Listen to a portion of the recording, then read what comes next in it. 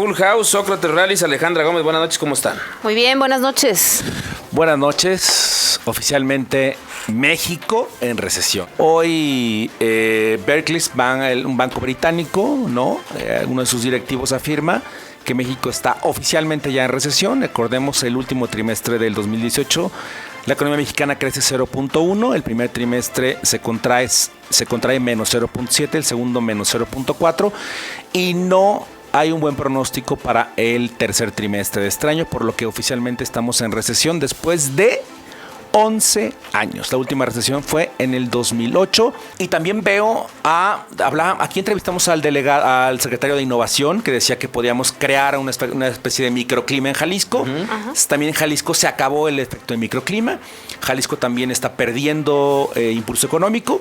Jalisco también tiene muy pocos empleos que se generaron ya en el último trimestre. El único estado parece ser que se salva es Querétaro, que crece ya a tasas del 7%, pero Jalisco también ya tiene una economía que empieza a caer en un periodo recesivo, por lo que tampoco lo que hace el gobierno del estado parece estarles funcionando. Ahora, Sócrates, ¿es el precio del combate a la corrupción o es el precio de qué? Es el precio de las decisiones absurdas, es el precio de la improvisación.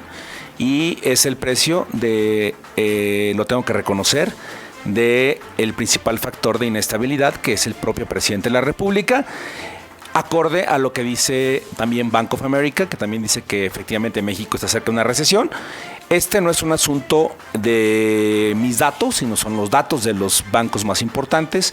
Ayer presentan el plan de negocios de Pemex, no le gusta tampoco a Citi, al grupo Citi, por lo que seguramente tendremos también una calificación negativa. ¿Qué significa estar en una recesión? Estar en una recesión significa que va a haber menos flujo de efectivo, significa que va a haber menos consumo, significa que va a haber menos producción de empleos, significa que va a haber menos producción de riqueza y significa que va a haber menos actividad económica, menos expansión económica. ¿Qué quiere decir? Que la gente va a ganar menos, evidentemente a consumir menos, y se va a crecer menos, es decir, en general va a haber menos actividad económica. Pero a pesar de todo, quiero pensar que el gobierno federal puede estar a tiempo de corregir el rumbo, ¿no? Así es. Lo que sigue, hay que decirlo muy en claro, lo que sigue son medidas anticíclicas, ¿no? ¿Qué se puede hacer, no?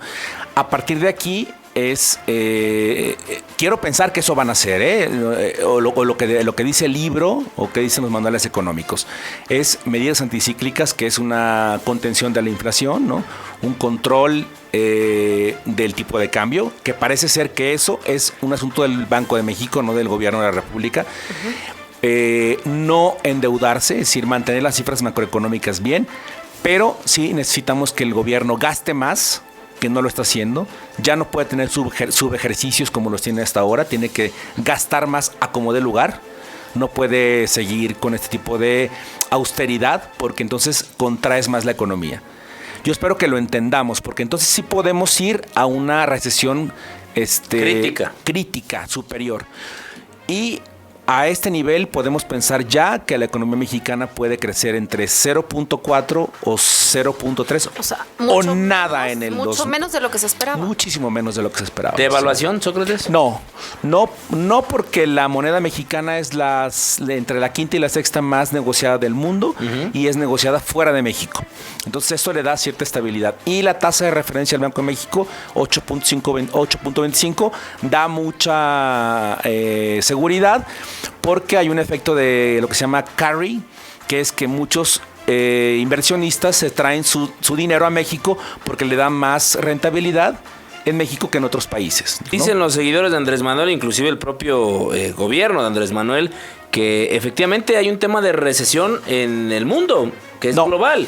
No, es un tema muy... Es cómo se defienden. Es un tema muy curioso. Estados Unidos está creciendo a una tasa cercana al 3%, genera más empleos de los esperados y tiene una inflación menor a la esperada. Es decir, pero no tenemos este efecto de arrastre, a pesar de ser el principal socio comercial de Estados Unidos ya del mundo. Entonces sí puede ser que México pueda tener incluso en el 2020 un efecto de contracción, ya no de... vamos a crecer 0.3 o 0.4, sino de no vamos a tener una recesión de menos O sea, uno o menos a decrecer. a decrecer en el 2020. Otra encuesta que sale, ¿no? Es que solamente 1 de cada 10 empresarios considera que es momento de invertir en México. Entonces tú imagínate en qué escenario estamos, que de cada 10 inversionistas uno dice vamos a invertir en el país, ¿no? Y el resto, bueno, pues buscará invertir en otros lados. Es decir, Ya está pasando. Sacar el dinero de nuestro país. Ya existe esa fuga de capitales, ya empiezan a diversificarse, no todo, pero sí una parte en dólares, otra parte evidentemente en euros, otra parte en libra. ¿Por qué? Porque el empresario dice en lo que no hay certeza, no hay certeza, confianza. yo me diversifico, sí.